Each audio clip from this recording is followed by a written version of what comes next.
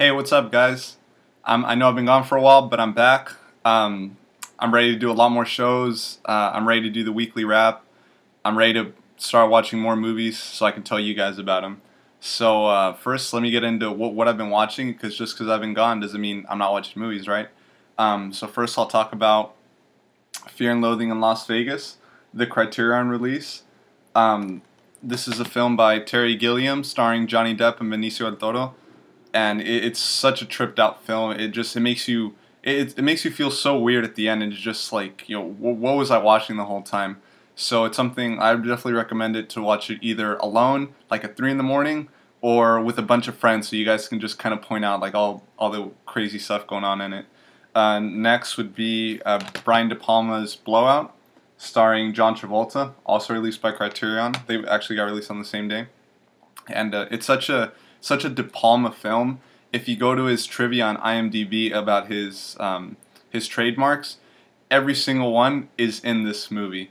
It's insane, like how Brian De Palma it is. So definitely go check it out. It's a really good thriller. Netflix it or whatever. And also, 21 Grams. I don't know that one yet, but it just got added to Netflix instantly. So 21 Grams, it's the second film in Alejandro González Irratus, I want to say, Symbolic Trilogy, starring Sean Penn, Benicio del Toro again, and Naomi Watts. Very, very good film. So really different style to it. So definitely check that out. Very tragic, but I mean, that guy's films are always tragic. And also another one from him, Babel. So I just got this in. It's and a lot of you might think like, oh, why the hell are you buying a DVD?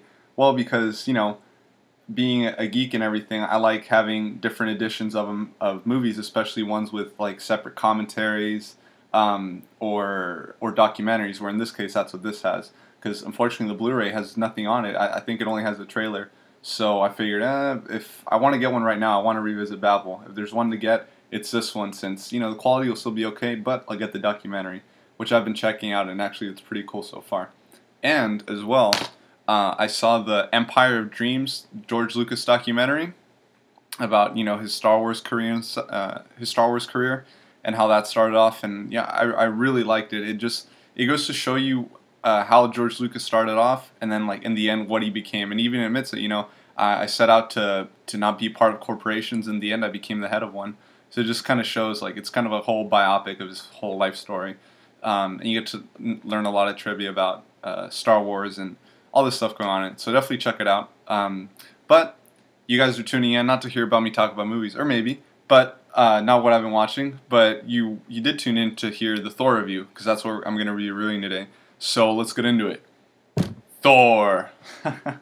Okay, so this is a film directed by Kenneth Branagh, and let me just get this out of the way. I know a lot of people crucified me. It was actually only two, but crucified me on my comments for spelling the main actress in Hannah's name, and I think that was ridiculous. I mean, after one guy told me, it's like, oh, okay, I get it, and then another guy like spelled it out like in huge letters, and it's just like, okay, I get it. Like, I don't know how to pronounce weird last names.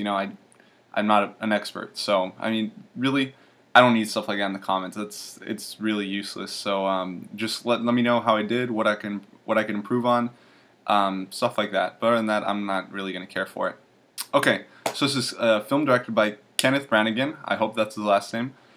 He directed the masterpiece Frankenstein, starring Robert De Niro. Yes, that was a joke. Pause for laughter. Yeah, no, that movie was terrible. The film stars Chris Hemsworth, who was in J.J. Abrams' Star Trek, fantastic movie. Natalie Portman, Tom Hiddleston as Loki, Anthony Hopkins as Odin, Stellan, I want to say Skarsgård, that's going to be his name, Kat Dennings, and Idris Elba. Idris Elba was the gatekeeper in the movie, Hemdall, who, if you're a fan of The Wire, you know him as Stringer Bell. So it was really cool seeing him something outside The Wire. So I really enjoyed his character. Okay, so overall, let me just say, the film was good. So it's not a complete waste of time, and this is for all you people who don't want spoilers. Well, here's the thing. I'm not the only one who thinks this. Apparently America thought it too, because Thor made $66 million at the box office.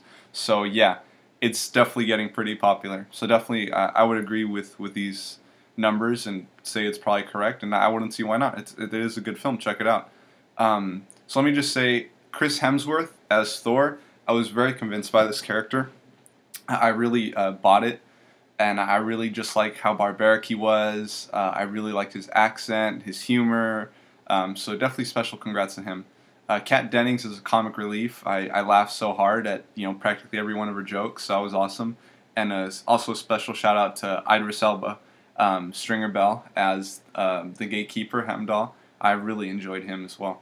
But unfortunately, he's not going to be in the Avengers. He's going to be in two better films, Ghost Rider the sequel and Prometheus. So unfortunately, that's what he gave up to do the Avengers, which is better anyway. Those are going to be way better films. Anyway, I did like the film, not as much as I thought I would, and it isn't so. It's not a film I see myself wanting to revisit. However, I would say it is the perfect film to take your child to. With kids that grow up and they don't want to see animation anymore, they want to see more live action stuff. A lot of parents will think, oh, let's take them to like Transformers 2 or something, right? Or the next Transformers, or even Fast 5. Well, no, in this case, you'd want to take your kids to see Thor, because this is, in my opinion, a great family film. It deals with mature themes. Not too mature for a child, though. It deals with stuff like jealousy, which we can all face, especially at a young age, over toys or who has the coolest poster, whatever. And it deals with themes of love and brotherhood. And I just think overall it was a fun film. The plot wasn't too complex, so it wasn't hard to understand. And I can already see, and Thor overall stood up as a good role model. He learned from his mistakes, and he overall he wanted to improve and just make everything better. So I think this is a film, growing up as a kid, you could learn about. It's a very basic story about good versus evil, about the hero. And I just definitely think it's what a parent would want to take their kid to. I mean, if I had a kid, that's what I want to take him to see Thor. So yeah, that's my whole deal on it. This is probably the Marvel film I've laughed the most with. I don't know what it is about my sense of humor, but it can be very dark and just very hard to make me laugh at something.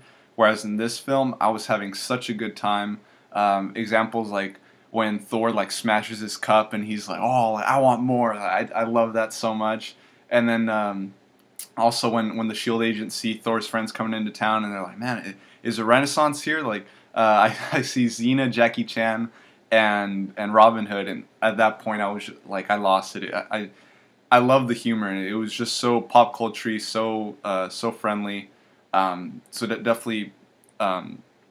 It definitely made me laugh a lot, and so big perks to it on that.